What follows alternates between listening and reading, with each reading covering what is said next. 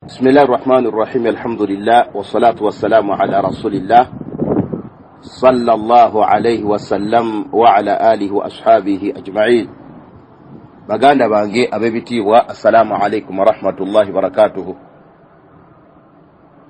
twebaza owekitiibwa Allah tabaraka wa taala nanyini buyinza, Allah waffe jalla jalaluhu nanyini kitiibwa. Oyo Allah atuwadde ekyengera ky'obulamu era eyatusiimira ekyengera ky'obusiraamu. Tumusaba Allah tabaraka wa taala akkirize emirimu gyaffe, atusonyiwe ebyonoono byaffe, era tumusaba Allah tabaraka wa taala atuyambeko tulongoose ebyo ebiri mu bifuba byaffe. Allah tumusaba tabaraka wa taala abeerenga atuyambako okunywerera ku busiraamu obutuufu n'okunywerera ku sunna za Nabbi Muhammadin sallallahu alaihi wasallam. Baganda bange, olw'okusatu olwayita twatunuulira ku kigambo ekikwatagana n'abavubuka, ne bagamba nti emyaka egy'ekivubuka gy'emyaka egisinga okubeera egy'omugaso mu bulamu bw'omuntu. Emyaka egy'ekivubuka gy'emyaka egisinga okubeera egy'omugaso mu bulamu bw'omuntu, nga bwe twakiraba abooluganda mu bigambo byaffe ebyakulembera. Kyova olabanga Anasu ibn Dinari yagamba alaihi rahmatullah, al khairu fi shababi, obulungi buli myaka gya kivubuka. Omuntu yenna buli lwalema okutegeerera myaka egy'ekivubuka aba takyategeera. Omuntu yenna buli lwalema okutetenkanyiza myaka egy'ekivubuka, emyaka egisinze mu gy'ekivubuka gibeera mikalu abooluganda, ebintu bingi omuntu byaba takyasobola kukola. Kale no insha Allahu taala nembeera nga olwaleero nja kusibirira abavubuka ebigambo bisatu, era nga bye bigambo ebigenda okusembayo insha Allahu taala ku kigambo ky'emyaka gy'ekivubuka saidi y'abawala n'abalenzi. Oba oli awo tusobole okubeera nga tudda ku musomo gwaffe ogunanyini lunaku. Baganda bange, ekimu ku bintu ebikulu omuntu byateekeddwa okukolera myaka egy'ekivubuka kwe kunoonyezaamu ilmu.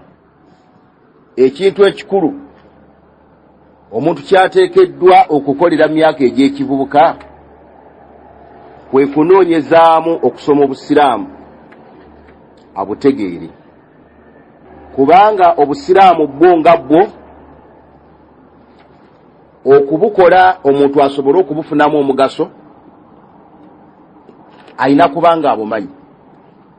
Abantu bangi bakaluubiriddwa obusiraamu okubukola lwa butabumanya, ne balemerwa ddala okukola obusiraamu naye ng'ensonga lwaki tebabumanyi.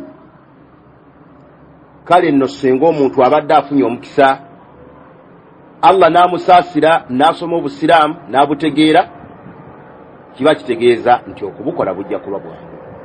Kati abooluganda, nti omugaso gw'omuvubuka mu bulamu bwe ekisookera ddala ky'alina okufuna mu buvubuka kwe kutegeera obusiraamu. Abavubuka bangi bafunye ebizibu bingi. Abamu bali mu makomera, abamu bayina ebizibu ebinene ebibatuuseeko mu bulamu bwabwe lwa butategeera busiraamu. Naye omuvubuka yenna akula, n'akula nga muvubuka akuliddemu eddiini, nga n'eddiini yagimanyi, omusanga nga bw'akula aba musajja wa mugaso. N'olwekyo abavubuka, ekigambo kusoma ddiini busiraamu tekiteekeddwa kwawukana na bulamu bwa muvubuka, kubanga eddiini yeteekateeka omuvubuka. Musiki si yateekateeka omuvubuka, firimu si ze zikola ekyo, wakazaalika n'omupiira n'omuvubuka, ebyo si bye biteekateeka omuvubuka. Ekiteekateeka omuvubuka ddiini. Muvubuka yenna okuwona emitawaana emingi egiri mu nsi, n'okukwakkula ono n'akwakkula oli akwakkula, omuvubuka ateekwa okweyambisa emyaka egy'ekivubuka asobole okubeera ng'asoma eddiini. Kyoba olaba nga omumanyi gwe bayita Zaidu ibn Abi Zarqa yagamba kharaja Sufyanu yani Athawri wa nahnu ala babihi. Bano baali bavubuka bategeera obukulu bw'okusoma eddiini n'okugitegeera. Kati agamba ono omusiraamu nti olunaku olumu Sufyani Athawri yali mumanyi, yali amanyiddwa abakadde baffe b'e Basiri baali basajja ba ulama, bawangalira bitundu by'e Shaami awo, batambula bagendako bitundu by'e Basra wa Masiri, baali basajja ba ulama. Kati abavubuka bano abaabategeeranga nti ba ulama we bali, ne bategeera abavubuka nti balina ebbanja ly'okusoma eddiini yaabwe, kati baafuluma abasajja batu ne bagenda okutuuka maka ga Sheikh Sufyani Athawri nga mwali mu nnyumba. Baali bategeera obukulu bwa seeka, kye baakola ne bagumiikiriza, ne basigala ku mulyango nga balinda seeka afuluma ajje gye bali babeeko kye bamuggyako alaihim rahmatullah. Kati bagamba bwe yafuluma wa nahnu ala babihi, nga tutudde ku mulyango tumulindiridde, faqaala, kyava bagamba Sufyani Thawri nti ya ma'ashara shababi ta'ajjalu barakata hadha al-ilmi fa innakum la tadiruna la'allakum la tablughuna ma tu'ammiluna minhu. Yagamba Sheikh ng'abalamira ekiraamo ekisuubirwa nti buli muwalimu yenna yali badde akisibirira abantu abali mu myaka egy'ekivubuka bw'abeera nga abaagaliza obulungi. Yabagamba nti abavubuka ta'ajjalu barakata hadha al-ilmi, mwanguyirire okufuna omukisa gwa ilmu. Bannange, omuntu yenna Allah gw'abeera asaasidde n'asoma ku busiraamu n'abutegeera, wallahi abeera afunye omukisa baraka. Kati abaga ta'ajjalu, mwangwirize bavubuka barakata hadha al-ilmi, okufuna ku mukisa gwa ilmu eno. Amakuru nti mujje nga tukyaliwo, ng'akakisa k'okusomako obusiraamu kakyaliwo.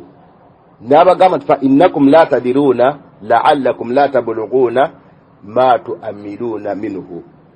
Tomanya bwe muddeyo ne mukeerewa, tomanyi ti la'allakum la tablughuna, nti muyinza obutatuuka mu kiseera ky'osuubira nti mwoteekeddwa okunoonyeza ilmu. N'abagamba nti liyufid ba'dukum ba'dan, musome ilmu musobole okugenda abamu bagase bannaabwe.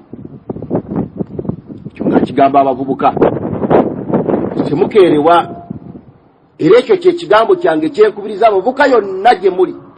Bannange, okusoma obusiraamu bbanja ddene. Omuntu yenna Allah gw'asaasidde n'ategeera ennamula z'amateeka g'obusiraamu, kale ez'okumpi abeera musajja wa mugaso. Ebintu bingi byawona okugwamu, afuna amagezi, afuna entegeera eyeetengeredde. Kuba omuntu yenna Allah buli lwamusaasira n'asoma obusiraamu n'abutegeerako, ntegeera ebeera yeetengeredde, asobola okwetegeerera ekintu. Naye omuntu ebbanga ly'amala nga tamanyi busiraamu, ategeererwa butegeererwa, kyova olaba ng'abantu abasinga okuwuguka n'ensi be bantu abatamanyi ddiini. Embeera bwejja n'emuvuga n'emuzza eyo, bwejja n'emuzuuza n'emuzza eno, bwejja n'emuzuuza n'emuzza eno, n'atuuka okuva n'ava mu nsi nga talina kyagenze nakyo kigenda kuyamba mwoyo gwe. Ekigambo ta'ajjalu barakata hadha al-ilmi ayyi intahizu fursata shababikum, kolerere mweyambise akakisa k'obuvubuka bwammwe. Ekyo Sheikh kyali ategeeza nti mweyambise akakisa k'obuvubuka bwammwe, wagtanimuha, era mubeere ng'akakisa ako mukanyagiramu, nga mukanyagiramu lituhasilu l'ilma, musobole okufunyamu ilmu. Mukyali bavubuka, abantu bangi bajidde obulamu obw'ekivubuka bwe butadde mu bintu ebitagenda kubagasa. osanga abantu bali mu nnyimba, osanga abavubuka bali mu mipiira. Embeera esobola okuwugula abavubuka nebajja ku mbeera esobola okubateekateeka esembedde kumpi.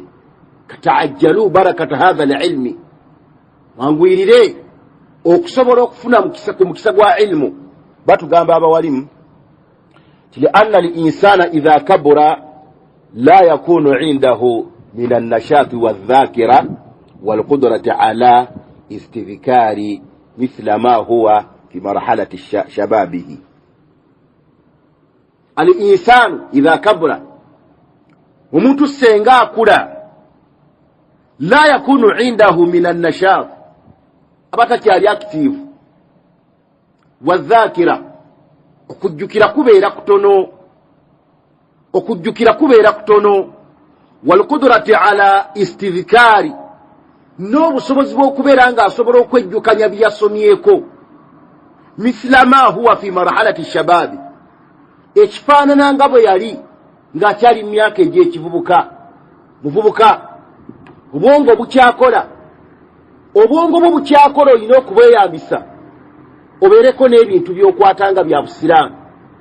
Osobola okukwata Qur'an, osobola okukwata ebigambo bya Nabbi Muhammad, osobola okukwata ku adhikaari, osobola okukwata ku du'a, kubanga amagezi go gakyakola, obwongo bukyasobola okukwata, tebunnabakaddiwa. Yenna buli lwagenda ng'ayitako emyaka, wabaawo ebimu ku biyungo byebigonda, naye ekimu ku biyungo Allah byakendeeza ku muntu, izakira, memory enafuwa, abatakyasobola kujjukira. Naye abavubuka baddidde emyaka egy'ekivubuka, bagitadde mu bintu ebitagenda kubagasa. Kati abavubuka, ekimu ku bintu omuntu byateekeddwa okukolera mu bulamu bwe obw'ekivubuka, ateekwa okunoonyezaamu okumanya kimuyambeko okubeera nga bw'anaabeera ng'avudde mu nsi, bw'anaabeera ng'akuze insha Allahu ta'ala, ajja kusobola okugasibwa mu buwangaazi bw'obwo bw'ekisajja ekikulu ekigero oba oli awo kiyata alifunye senga abeera atafuddeeyo kubeera ng'asoma obusiraamu. Tubasaba insha Allahu ta'ala ezo ensonga okuzitwala nga nkulu nnyo, wabula wamu n'okuba nga abavubuka mukubirizibwa okunoonya okusoma eddiini, naye ate eddiini tejjibwa ku buli omu, kyomuteekwa okukyegendereza. Waliwo abavubuka bangi nga bafuddeyo okusoma eddiini, naye ate nga bagijja ku bantu abatali batuufu. Kati mu kifo ky'okufuna eddiini musajja wattu naafuna ekintu kifu nga tekigenda kumuyamba, kyova olaba nga Anas ibn Sirina alayhi rahmatullah,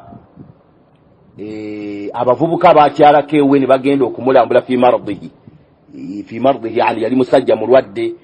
Kakati abavubuka bategeera qiima y'abawalimu, tebalinga nga bano abavubuka baleera abakulanga bayaayi abatamanyi mugaso guli mu kubeera na muwalimu ku kitundu.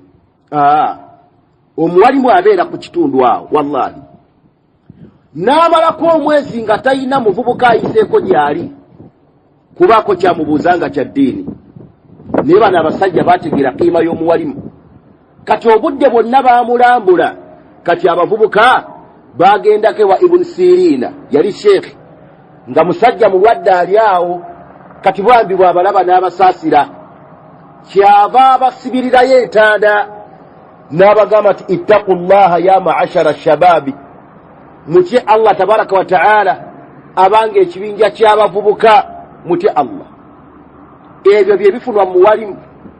Omuntu yenna aliraana omuwalimu ebbanga lyonna obaako nekyomuggyako, naye omuntu aliraana atali muwalimu tolina kyamugaso kyomuggyako. Abavubuka bwe mubeera nga mwetaaga okugasibwa mu bulamu bwammwe, muteekwa okuba n'abawalimu nga mikwano gyammwe, nga tomwagala olw'ekyo ky'omusuubirako, wabula omwagala olw'okuba nti omuggyako eddiini, omuggyako ebigambo eby'omugasa akugasa. Naye abantu mulina emikwano ng'owangadde naye ebbanga nga taggambangako nti Allah tabaraka wa ta'ala. Kati Ibn Sirina yagamba abavubuka ittaqullaha ya ma'ashara shabab, mutye Allah abanga ekibinja ky'abavubuka. N'abagamba nti unzuru mimman ta'khudhuna hadhihi al ahaditha fa innaha min dinikum, yabagamba nti mutunuulire nnyo abo be mujjako ahadithu za nabbi Muhammad alayhi salatu wassalam, kubanga hadithi zino ddiini yammwe. Mubeetegereze, tomala gajja ku buli muntu ddiini.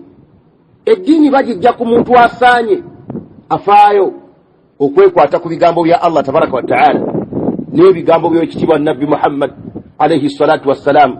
Hadhihi wasiyatun azimatun jiddan, wallahi ebigambo ebyo seeka byalamira abavubuka n'abagamba nti ittaqullaha ya ma'ashara shabab unzuru mimman ta'khudhuna hadhihi al-ahadith fa innaha min dinikum wasiyatun azimatun jiddan. Biramu wallahi bikuru nnyo, kiramo kikuru nnyo kukiramira munno. Buli muntu yenna gw'olabanga anoonya eddiini mulamirenga okwetegereza gw'anoonyako eddiini. Munnange bw'obeera ng'obaddaawo n'osanga munno ng'alina essente akapapula k'$10 ekya $, ng'anoonya kuvungisa $, ezo naye ng'ali mu kitundu mw'omanyi abafere b'osuubira okumuwa ebicupuli, omulabula nti weetegereze ekifo kino si kirungi, bajja kuwa ekicupuli. Waaligenze mu kifo gundi, ekifo ekyo bwe kiri ku bino ebintu eby'edduniya. Tolabanga kyetaagisa nnyo okulabula omuntu gw'otegedde nti anoonya ilmu, okumugamba nti weegendereze. Kyova olaba nga bakadde baffe abaawangaalira mirembe egyalimu mu butaddu nga bangi nnyo. Waliwo munnabbidu bamuyitanga Yahya yali mu kitundu ng'amanyiddwa nti musajja munnabida. Kati abasajja abasalafu abatuufu nga baamunnyonnyola abantu ne babagamba nti temugezaako okulinnya waali, ajja kubabuza. Munnabidi embeera n'emufundako nga takyava mu nnyumba ye. Bwe yafulumanga nga bakuba olwogolo. Kati olunaku olumu najja afuluma ne bamulaba. Bwe baamulaba ne badduka ewa Seeka, baamuyitanga Ibnu Uyayna. Ne bagenda ewa Seeka baamuyitanga Uyayna, ne bamugamba nti Uyayna, Yahya wuuna afulumye alabiseeko ku kyalo. N'abagamba nti arifu nnaasa, mwanguwe okutegeeza abantu, enduulu evuga abantu bamutegeere. Yabagamba nti okutuusa tayogera n'omuntu n'omu n'amubuza. Anoonya ki? Anoonya okutaasa eddiini y'abantu. Kati abavubuka bwe mubeera nga munoonya eddiini bannange, kituufu muteekeddwa okunoonya eddiini, naye mwetegereze baali be mujjako eddiini. Anna shababa almuqbilu ala talabi alilmi wa tahsilu alhadith yanbaghi an yakuna tahsiluhu lahu ala aidi ahli alilmi arrasikhina alathbat. Limadha? Olw'ensonga nti omuvubuka alabiddwa bambi kyafuddeyo ayolekedde ekkubo eryokumutuusa kumanya okunoonya ilmu wa tahsilu alhadithi n'okufuna ebigambo bya nabbi Muhammad. Yambaghi an yakuna tahsiluhu lahu ala aidi ahli alilmi arrasikhina alathbat. Kukoona asaanye kubanga ilmu eno bw'abeera ng'agifuna ng'agijja mu mikono gy'abasajja bakakensa abanyeevu mu kutegeera eddiini ya Allah tabaraka wa ta'ala, ahlu riwaya walbasira alakabir fi lilmi la yaakhudha lilma an kulli ahadin. Muvubuka tateekwa kulekwawo n'abeera nga ilmu agijja ku buli omu, kubanga waliwo abantu abasomesa ilmu nga babuzabubuza abantu. Wa innama yaakhudhu alilma an sahibi sunna rasakhati qadamuhu fiha. Ilmu ateekwa okugijja ku muntu oyo eyeekutte ku sunna za nabbi Muhammad, ng'ebigere bye byanywerera ku sunna, nga ne bw'omutunuulira bw'oti olaba nti musajja musunni, ateekwa okugibwako eddiini. Naye omuntu ajja wallahi nga talina kabonero konna kalaga nti Seeka, nga talina kabonero konna kalaga nti agulumiza sunna za nabbi. Naye olusiŋŋaana ng'abantu batudde waali tibamusono. Kati abavuka bannange muteekeddwa okukitegeera insha Allahu ta'ala nti eddiini yammwe temugijja ku buli omu, wabula eddiini mugijja ku muntu oyo insha Allahu ta'ala Allah gwe yagondeza obusiraamu n'amugondeza okugulumiza ebigambo by'owekitiibwa nabbi Muhammadin sallallahu alayhi wasallam. Ekyo kibeera insha Allahu ta'ala nga kiraamo kyakubiri ku biraamo bye tuwadde abavubuka. Abavubuka muteekwa okufaayo okusoma eddiini insha allahu taala, kubanga eddiini buli lweyingira mu bulamu bw'omuntu nga muvubuka kiba kitegeeza nti ejja kusobola okumuteekateeka abeere omuntu asaanye. Ne mbagamba ekiraamo ekyokubiri abooluganda abavubuka, bw'obeera ng'onoonya eddiini insha allahu taala oteekwa okufaayo okulaba ng'eddiini oginoonya ogijja mu bantu abasaanye okugibwako eddiini. So eddiini togenda ng'ogironda ku buli omu, ojja kusuubira nti olonze eddiini ng'ogijjako ono ogijjako oli, weesiŋŋaane ng'okuŋŋaanyirizaamu ebyo ebijja okubuza obubuza ebitagenda kuyamba. Ayubu Asakhtiyani alayhi rahmatullah yagamba abavuka nti ya maashara shababi ihtarifu la tahtajuna an ta'atu abwaba haulai. Bwatu byabagamba bano baali bavubuka nga bamusomako, bajja ne basoma ku sseeka waabwe bamuyitanga Ayubu Asakhtiyani alayhi rahmatullah. Kati olunaku olumu kyava abagamba nti ya maashara shababi, abanga abavubuka ihtarifu, bannange mukole mubeere n'emirimu. Muvubuka obeeraawo ng'olina akalimo mujja, mwofuna ekyokulya, mwofuna ekyokunywa, mwofuna ekyokwambala. Aba mulina obuvunaanyizibwa, mulina bakadde bammwe, basajja bakulu, bakyala bakadde, mulina bato bammwe, nammwe kennyini mulina ebyetaago. Kakati yabagamba nti mukole, n'abagamba nti la tahtajuna an ta'atu abwaba haulai, kwegamba musobole kwetaaga kugendanga ku miryango gy'abali. Yali ategeeza kiseeka ayi an yakuna lishabi maa tahsilihi lililmi hirifatun yaktasibu biha malan wa rizqan yufiqu bihi ala nafsihi wa fima ba'da ala ahlihi wa waladihi. Ekyo kyali ategeeza seeka. Amakulu yabagamba nti abavubuka munnange musaanye kasita omala okufuna ilmu. Mvubuka senga amala okufuna ilmu n'asoma n'ategeera obusiraamu, kati obusiraamu buno bw'abeera asomye tebumugamba ate kutuulaawo butuuzi, wabula alina kukola atya? Alina okuba nga indahu hirifa. Hirifa kitegeeza ki? Kitegeeza omulimo. Yaktasibu biha maalan, mulimu ogwo ng'ajjamu akasente, wa rizqan, n'ekyo ekimulabirira, yufiqu bihi ala nafsihi, ye yennyini nga yeeyamba yeegabirira. Agula ekkanzu n'agyambala, n'agula enkutu n'agyambala, n'agula enkofiira n'agyambala. Naam, ne yejjanjaba nga alwadde, n'alyako okulya akalungi nga ye yennyini akeetuusaako. Wa fiima ba'd ala ahlihi, n'oluvannyuma alabirira abantu be. Olina omukyalo, olina abaana, olina abantu be, olina ab'eŋŋanda, olina bato be, olina basajja abakulu abakadde, taatawo gyali. Si kye kyokka, wa waladihi, mukyalo omulabiridde, abakadde balabiridde, wakazaalika n'abaana. Wa alla yakuna alatan ala al-akharin, ne kubeera munaku nga yeetaaga mu balala.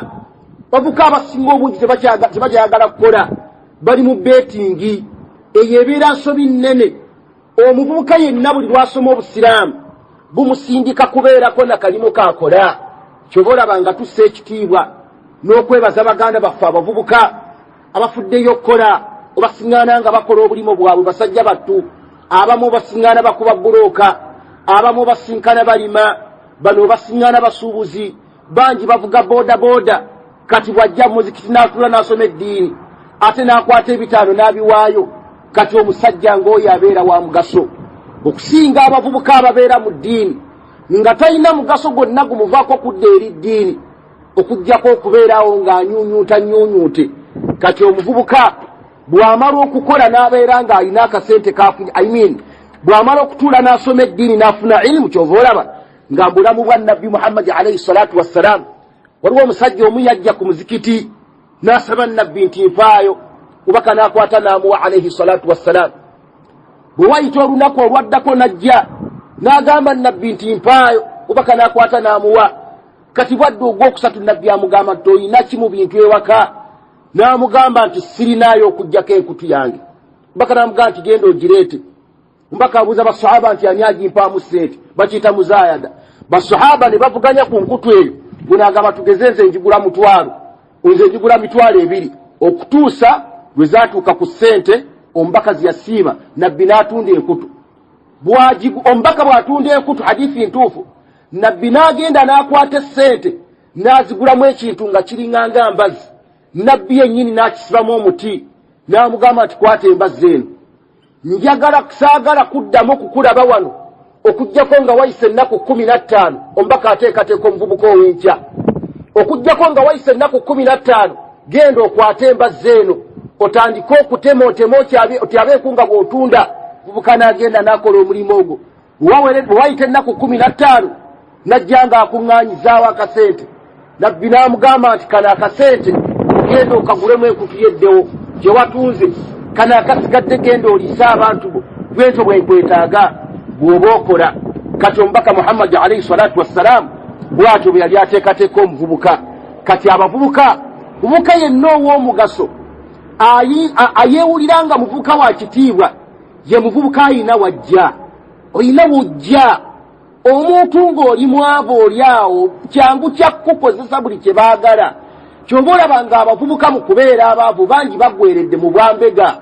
Mubalabanga bali mizikirooza nti ddiini yemuleese, naye wallahi ngazze kuketta Seekagundi agamba ki, Seekagundi agamba ki. Bw'afundikira ebyo byonna ne bamuwa $10,000 egitapangisa wadde ennyumba omuntu wasula.